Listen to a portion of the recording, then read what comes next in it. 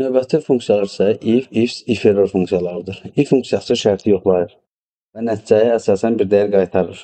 Bu nəticə true və false ola bilər və yaxud da bizim burada qeyd etdiyimiz kimi bizə lazım olan məlumat tipli də nəticəmizi əldə edə bilərik. Mətn formasında olan bu funksiyanı kopyalayıb növbəti xanada nəticə almaq üçün qeyd edək. Funksiyamız barəsində qısa bir məlumat verək, daha doğrusu tərkib hissəsi barəsində. İlk olaraq funksiyamızın ilk arqumenti 3 arqumentdən ibarətdir. İlk arqumenti bizim şərtimizdir. Logical test. Və bu burada göstərdiyiniz kimi biz ilk arqumentimizi bir də funksiyadan istifadə etmişik. Yəni funksiya daxilində funksiyadan istifadə etmişik. Nədən ibarətdir? Burada göstərilən H3 və J3 xanalarının diapazonun daxilində olan ədədlərin 50-dən yuxarı olduğu halda şərti ilə funksiyamızı başlatmışıq. Və əgər bu şərtimiz doğru olduğu halda bizim ikinci arqumentimiz, yəni true dəyərimiz, value of true deyə qeyd olunacaq. Üçüncü arqumentimiz isə bu şərtin doğru olmadığı halda, yəni value if false. Burada gördüyünüz kimi qeyd olunur. İndi isə gəlin enterə toxunaraq funksiyamızın nəticəsini görək. Funksiyamızın nəticəsi pis olaraq bizə geri qayıtdı. Və onu da nəzərinizə çatdırım ki, siz burada görürsünüz ki, biz funksiya daxilində yaxşı və pis sözlərini, dəyərini daha doğrusu deyək. Biz qoşa dırnaq içərisində yazmışıq.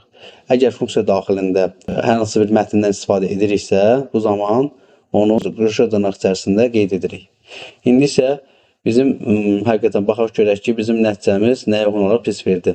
Biz burada qeyd etmişik ki, H3 və J3 xanalarının cəmi əgər 50-dən yuxarıdırsa, bizə nəticəni yaxşı versin. Biz burada isə görürük ki, bu üç xananın daxilində olan ədədlərin cəmi 45-ə bərabərdir. Yəni 50-dən yüksək deyil. Ona görə nəticəmiz pis olaraq geri qayıtmışdır. İndi son olaraq demək istəyirəm ki, biz bilirik ki, funksiyası vasitəsilə biz bir şərtin doğru və yanlış olduğunu bilirik.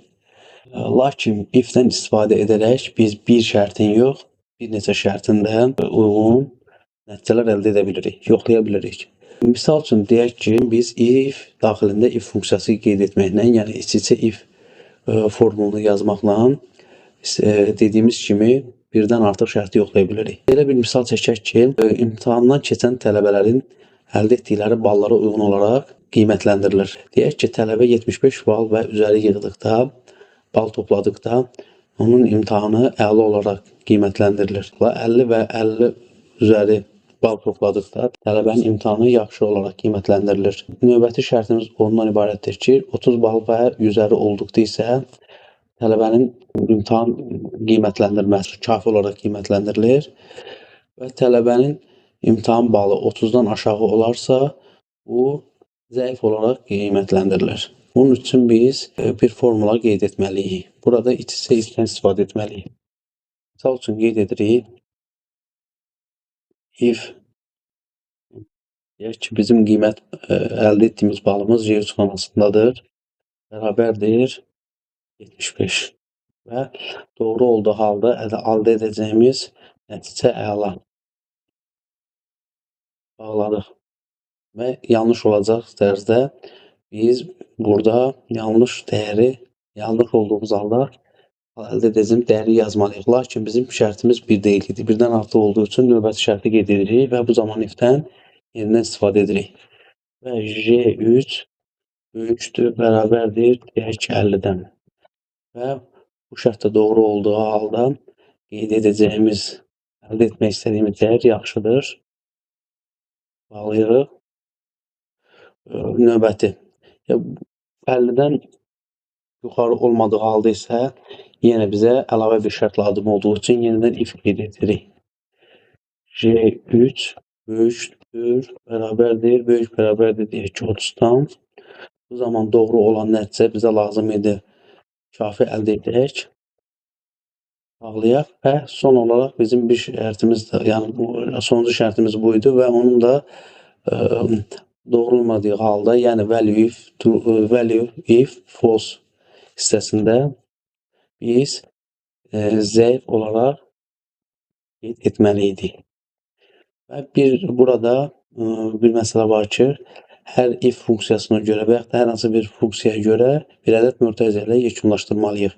bir mötərizəni qeyd etdik. İndi ikinci mötərizə və üçüncü mötərizəni qeyd edib Enterə toxunuruq. Gördüyümüz kimi bizim GeoX kanalımızda olduğumuz qiymət olan ədəd 25-dir. Ona uyğun olaraq 30-dan kiçik olduğu üçün zəif dəyərin verir. Burada qeyd etsək 35 olacaq kafi.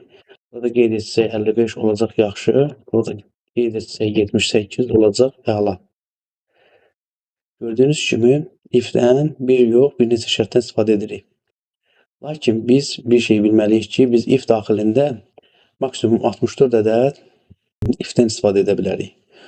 Bu zaman biz funksiyamız həddindən artıq mürəkkəbləşir və oxunaqlığı həddindən artıq çətinləşir. Onun üçün biz Excel-də 7-8-dən artıq olan şərtlərdə if-dən istifadə etməyimiz düzgün deyildir. Bunun əvəzində biz if funksiyasından istifadə etməliyik.